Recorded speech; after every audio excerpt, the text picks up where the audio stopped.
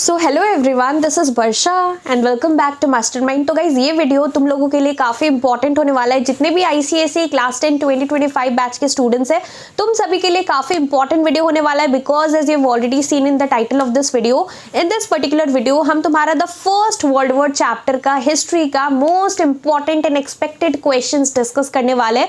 मतलब ये question guys must do के अंदर आता है। इसका मतलब तुमने ये चैप्टर से जितना भी कुछ कंप्लीट किया है, बट इंश्योर करना, मेक श्योर करना कि तुम ये सारा क्वेश्चंस जो कि हम लोग यहाँ पर टोटल 8 क्वेश्चंस डिस्कस करने वाले इस वीडियो के अंदर 8 क्वेश्चंस डिस्कस करेंगे, जो कि तुम्हारा लॉन्ग क्वेश्चन एंड आंसर्स जो कि हमें यहाँ पर अलग अलग सेट मिलता है हिस्ट्री का, उसमें से मोस्ट इंपॉर्टेंट होने वाला है। तो तुम्हें क्या करना है, मेक श्योर करना कि तुम जो भी कर रहे हो, लेकिन ये जो क्वेश्चंस है ये मोस्ट एक्सपेक्टेड है, मस्ट डू क्वेश्चंस है। तो तुम्हें यहाँ पर इंश्योर करना है कि ये क्वेश्चंस तुम्हारा यहाँ पर अच्छे से कंप्लीट है, ये सारे क्वेश्चंस का आंसर तुम्हें पता है और तुमने ये सारा क्वेश्चंस अच्छे से पढ़ा है। तो without wasting time let's start with this video.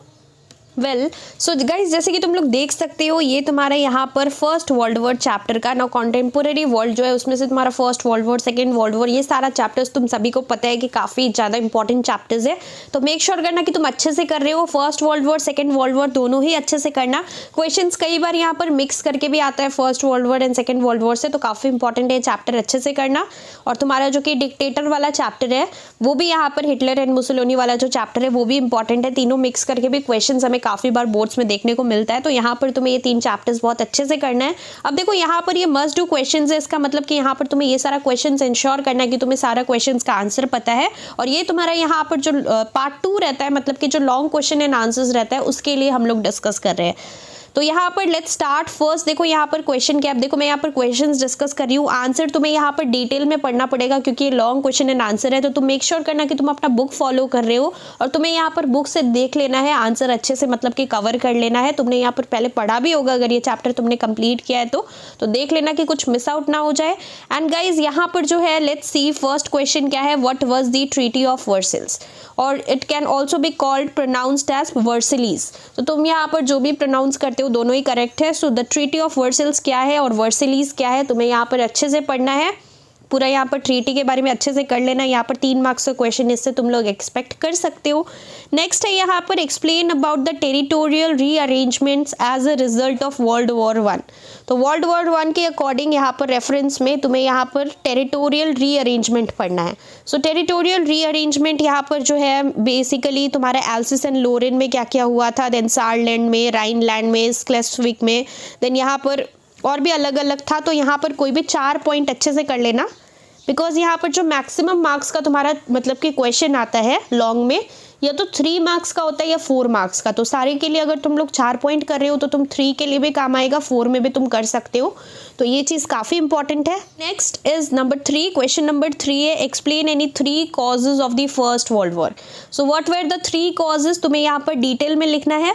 First cause you can write imperialism, और तुम जब लिख रहे हो तो पॉइंट को यहाँ पर मेन पॉइंट इम्पेरियलिज्म तुम लिखकर अंडरलाइन करना, और उसके बाद तुम्हें यहाँ पर जो है उसको एक्सप्लेन करना है। इस तरीके से अगर तुम करते हो तो तुम यहाँ पर पॉइंट करके आंसर लिखना। पहले पॉइंट लिखना, फर्स्ट पॉइंट सपोज 3 मार्क्स का क्वेश्चन है तो फर्स्ट पॉइंट तुम्हें लिखना है, उसको अंडरलाइन करना है, फिर नीचे उसके बारे में यहाँ पर तुम्हें लिखना है 4-5 लाइन, फिर तुम्हें यहाँ पर सेकेंड पॉइंट में नंबर 2 लिखना है, फिर अगेन तुम्हें उसका हेडिंग लिखकर हेडिंग अंडरलाइन करके फिर एक्सप्लेन करना है। इस तरीके से करना है। अगर तुम यहाँ पर सिर्फ ऊपर का मेन हेडिंग लिख कर छोड़ दे रहे हो तो definitely long question and answers में उस तरीके से मार्क्स नहीं मिलता है गाइस। तो काफ़ी इंपॉर्टेंट है ये सारा चीज़ को फॉलो करना जो भी हम लोग डिस्कस कर रहे हैं। नेक्स्ट यहाँ पर हम लोग आगे बढ़ते हैं। क्वेश्चन नंबर 4 क्या है, क्वेश्चन नंबर 4 है, what was the immediate cause of the first world war. Now this is again a very important question, so make sure करना कि तुम्हें इसका आंसर पता है। इमीडिएट कॉज क्या था, the immediate cause of the first world war, it was the assassination of archduke Franz Ferdinand, also known as Sarajevo crisis. Sarajevo crisis, this is one of the immediate cause of the first world war, और इसका answer तुम्हें पूरा detail में पढ़ना है। ये one of the immediate cause है, तो पूरा अच्छे से यहाँ पर जो है 6-7-8 लाइन करके तुम्हें अच्छे से यहाँ पर पढ़ लेना है, मेमोराइज कर लेना है, ताकि यहाँ पर एग्जाम में तुम अच्छे तरीके से लिख सको। 3 मार्क्स 4 मार्क्स का क्वेश्चन, ये तो 3 मार्क्स में भी आ सकता है, 4 मार्क्स में भी आ सकता है, तो अच्छे से कर लेना। नेक्स्ट है यहाँ पर क्वेश्चन नंबर 5। क्वेश्चन नंबर 5 है, name the 2 rival blocks that divided Europe on the eve of the first world war, and you also have to name the signatory countries. So basically what were the 2 rival blocks? The 2 rival blocks were, first is Triple Alliance, triple alliance, ALLIANCE। और यहाँ पर second क्या था, second is triple entente, ENTENTE, triple entente and triple alliance. और यहाँ पर signatory countries भी बोला है मेंशन करने। सो ट्रिपल अलायंस के अंदर कौन कौन सा कंट्रीज था, Germany, Austria Hungary and Italy. So these were the 3 countries. And अगर हम लोग बात करें ट्रिपल ऑन्टेट का, तो इसके अंदर कंट्रीज कौन कौन सा था, Britain, France and Russia. So these are the 3 country that were there in triple entente. तो इस तरीके से तुम्हें यहाँ पर ये चीज़ पता होना चाहिए, यहाँ पर क्वेश्चन आ सकता है।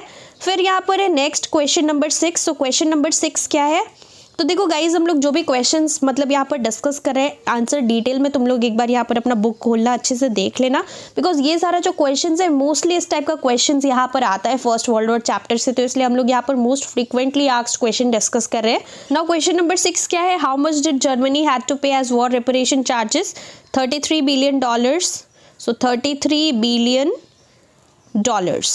अब गाइज ये जो है यहाँ पर तुम्हारा MCQs में ऐसा क्वेश्चन आ सकता है, तो यही हमने यहाँ पर डिस्कस कर लिया। काफ़ी बार MCQs में हमें इस टाइप का क्वेश्चंस दिखता है। Next is question number 7, explain any 4 terms of the treaty of Versailles और treaty of Versailles which affected Germany after first world war और वर्ल्ड वॉर 1। तो यहाँ पर 4 टर्म्स क्या क्या था, ये देखो गाइज, ये भी काफ़ी इंपॉर्टेंट क्वेश्चन है। सो 4 टर्म्स यहाँ पर क्या क्या था, आई होप कि तुम्हें यहाँ पर 4 टर्म्स पता है। सो तुम लोग यहाँ पर बुक रेफर कर सकते हो, यहाँ पर कुछ कुछ था जैसे कि area of Rhine valley was demilitarized, and then यहाँ पर तुम्हारा the province of Saarland was to remain under the control of the League of Nations for 15 years, फिर Danzig became a free port. और 4th तुम लिख सकते हो that it was declared that Germany was guilty of aggression and had to pay war reparation of $33 billion.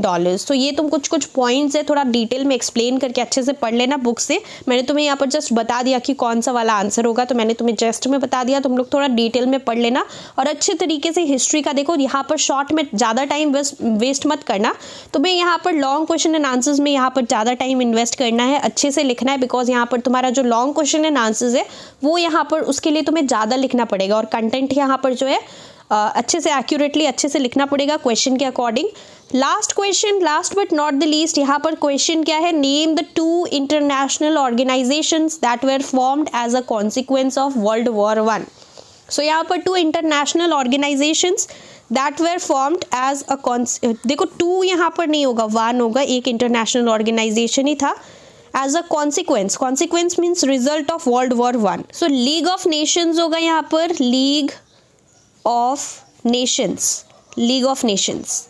League of Nations was the organization that was formed after world war 1।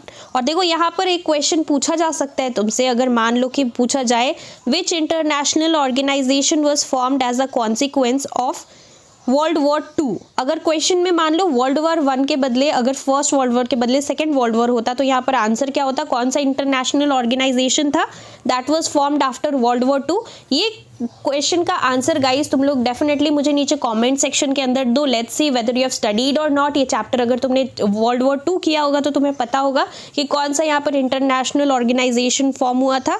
तो यहाँ पर guys इसका answer तुम लोग मेरे को comment section में बताना। I will read your comments and see whether you have studied properly और not.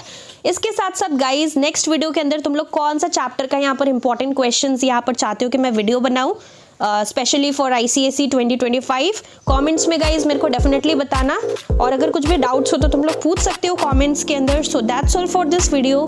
Thank you so much for watching.